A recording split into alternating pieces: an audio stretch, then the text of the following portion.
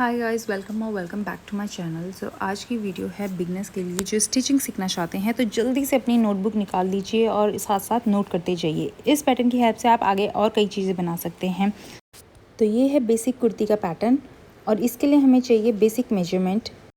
आगे वीडियो में बने रहिए, मैं आपको बताऊँगी कि कैसे आप अपना मेजरमेंट ले सकते हैं।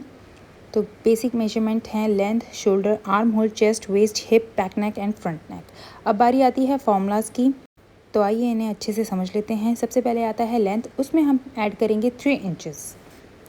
उसके बाद बारी आती है विड्थ की, विड्थ मीन्स घेरा। उसके लिए हमें चाहिए हिप, उसमें हम ऐड करेंगे 2 इंचेस एंड देन डिवाइड कर देंगे 2 से। तो इसका जितना भी टोटल आएगा, सपोज ए, उसमें हम प्लस करेंगे 3 इंचेस। विड्थ का क्या यूज़ है वो मैं आपको आगे बताऊँगी। तो शोल्डर की बारी आती है, वो डिपेंड करता है आपका बैक नेक में। तो सबसे पहले आता है नॉर्मल। नॉर्मल यानी कि जो भी 6 इंच से लेस होगा बैक नेक, उसमें हम क्या करेंगे, शोल्डर को डिवाइड करेंगे डायरेक्ट 2 से। अगर डीप है यानी कि 7 इंच से लेके 9 इंच तक हमारा बैक नेक है, तो उसमें हम करेंगे शोल्डर को -1 इंच एंड देन डिवाइड करेंगे 2 से। डीपेस्ट नेक आ जाता है जो कि 9 इंच से ज़्यादा होगा, उसमें हम शोल्डर में माइनस करेंगे 2 इंच से लेके 4 इंच, डिपेंड करता है कितना डीप है, और उसे डिवाइड कर देंगे 2 से। अगर हमारा नेक है हाई और या फिर कॉलर, तो उसमें हम शोल्डर में पहले 1 इंच प्लस करेंगे और उसे फिर डिवाइड कर देंगे 2 से। हाई नेक के लिए हमें बड़ा चाहिए शोल्डर, और डीप के लिए हमें शोल्डर छोटा चाहिए ताकि वो गिरे ना। तो अब आर्म होल निकाल लेते हैं, उसको हम डिवाइड करेंगे 2 से और माइनस कर देंगे 0.5 इंचेस। अगर आपके पास आर्म होल नहीं है तो आपका ये फॉर्मूला यूज़ कर सकते हैं। अगर चेस्ट लेस देन 34 है तो उसका फॉर्मूला है चेस्ट डिवाइडेड बाय 4, उसमें माइनस करेंगे 0.5 इंचेस। अगर 34 से ज़्यादा आपका चेस्ट है तो वो 8 इंचेस या 9 इंचेस तक आपका आर्म होल जा सकता है। तो अब बारी आती है फिटिंग की। उसके लिए हमें चाहिए चेस्ट, वेस्ट, हिप। तो जितना भी हमारा ये तीनों हैं उसमें हम ऐड करेंगे 2 इंचेस, जो कि होगा ईज़ फॉर कुर्ती। अगर हमें बिल्कुल फिटेड चाहिए तो उसमें हम ईज़ ऐड नहीं करेंगे। इन सब को हम डिवाइड करेंगे 4 से, ठीक है।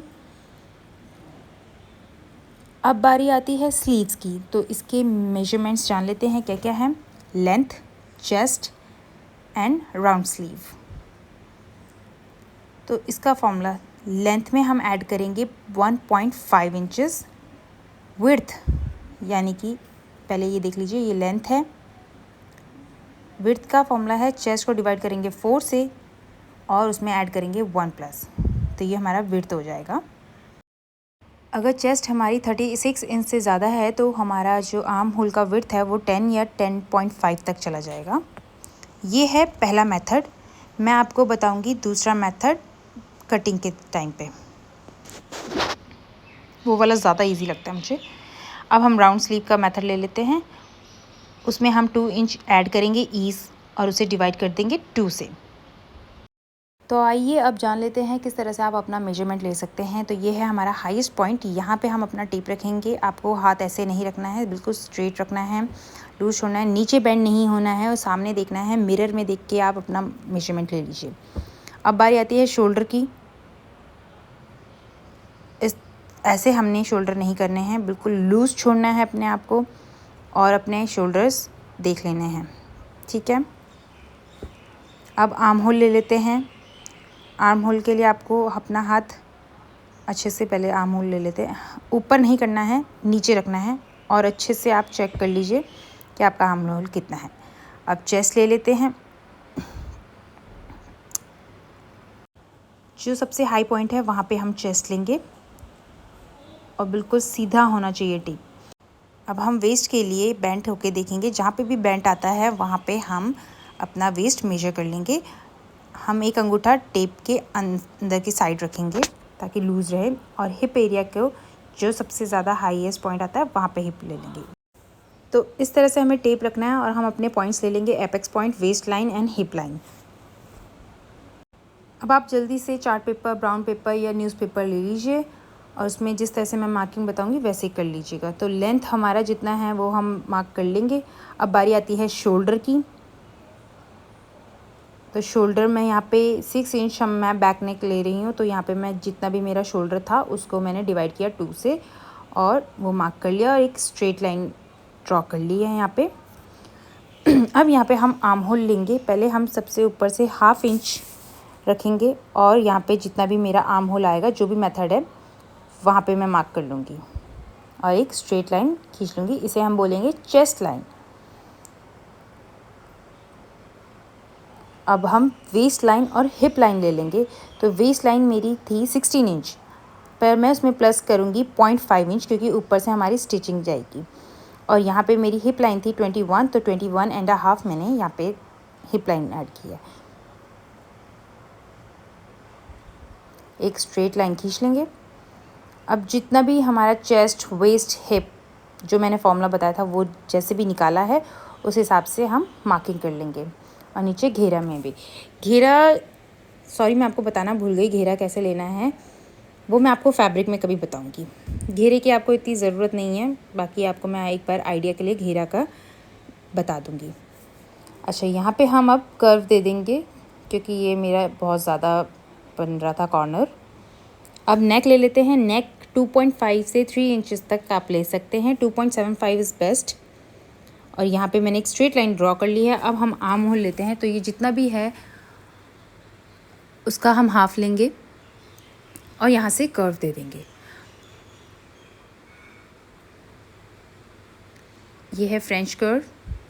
अगर आपके पास फ्रेंच कर्व है तो बेस्ट, अगर नहीं है तो यहाँ से आप 1.5 इंच 45 डिग्री एंगल में मार्क करेंगे और कर्व दे देंगे। ये हमारा बैक आर्म होल हो गया। अब हम फ्रंट आर्म होल बना लेते हैं। इसके लिए हम हाफ पॉइंट से 0.5 अंदर की ओर करेंगे मार्क, और इसके बाद यहाँ से फ्रेंच कर्व लेके स्ट्रेट लाइन खींच देंगे। अगर फ्रेंच कर्व है तो ठीक, नहीं है तो यहाँ पे हम 1 इंच करके और तब हम गोलाई दे देंगे। ये 1 इंच है और ये 1.5 इंच है। अब बारी आती है नेक की। तो नेक मेरा बैक नेक है 6, तो यहाँ पे मैं 6.5 ले रही हूँ क्योंकि ऑब्वियसली ऊपर 0.5 मेरा स्टिचिंग में जा रहा है। यहाँ पे मैंने स्ट्रेट लाइन बना दी है। और फ्रंट नेक मेरा 7 है तो मैं 7.5 लूँगी। मैं मार्जिन इसी में ही रख रही हूँ स्टिचिंग के लिए। तो अब यहाँ पे हम राउंड दे देते हैं बैक के लिए और फ्रंट नेक के लिए। अच्छा, अगर आपको स्लीवलेस बनाना है तो उसका आर्म होल का फॉर्मूला है, जितना भी आपका आर्म होल होगा उसमें हम माइनस करेंगे 1.5 इंचेस। अब यहाँ पे मैं अपना मार्जिन ऐड कर लेती हूँ। आप 2 इंच भी रख सकते हो, 1.5 इंचेस भी रख सकते हो। कुर्ती के लिए 1.5 और 2 इंचेस तक ठीक रहता है। अब इस सब को कट कर लेते हैं।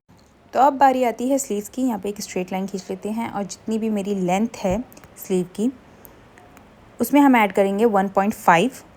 0.5 हमारा ऊपर स्टिच के लिए जाएगा और 1 इंच हमारा नीचे फोल्ड के लिए जाएगा। दोनों लाइन हम मार्क कर लेंगे इस तरह से।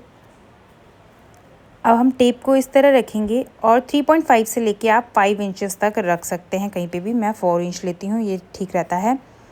इसमें स्ट्रेट लाइन मार्क कर लेंगे। अब तो मैं यहाँ पे आपको बताऊँगी दूसरा मेथड क्या था। तो इतना एरिया हम स्टिच में रखेंगे और हम back and front arm hole को मेजरिंग टेप से मेजर कर लेंगे। तो जितना भी हमारा आएगा उसको हम हाफ करेंगे। मेरा सपोज़ 20 आया तो 20 का हाफ हो गया 10, और उसमें हम माइनस करेंगे 1 इंच, यानी कि 9 हुआ। तो हमने इस तरह से 9 रखा। अब 9 का हाफ लेंगे और इसको 0.5 ऊपर कर देंगे। यहाँ से 1.25 लिया और एक कर्व दे दिया। फ्रेंच कर्व की हेल्प से आप कर्व दे सकते हैं और अपने हैंडी से भी दे सकते हैं। तो ये हमारा बैक हो गया। अब फ्रंट के लिए हम क्या करेंगे, ये जो हमने मिड पॉइंट लिया था वहाँ पे हम कर्व देंगे और उसको जॉइन कर देंगे एंड से। यहाँ पे आप 0.5 से कर सकते हैं अगर आपके पास फ्रेंच कर्व नहीं है। यहाँ पे हमारा जो राउंड स्लीव है उसमें हम ऐड करेंगे 2 इंचेस और उसको डिवाइड कर देंगे 2 से। तो मेरा था 10, तो मैंने उसमें प्लस किया 2, तो वो हो गया 12। 12 को डिवाइड किया 2 से 6, तो ये 6 इंचेस आ गया और यहाँ पे हम एक स्ट्रेट लाइन जॉइन कर लेंगे। अब यहाँ पे ध्यान से देखिए, मैंने 3 इंचेस डाउन की तरफ गई हूँ और 0.5 इंचेस मैं अंदर की तरफ गई हूँ और मैंने एक कर्व दे दिया है।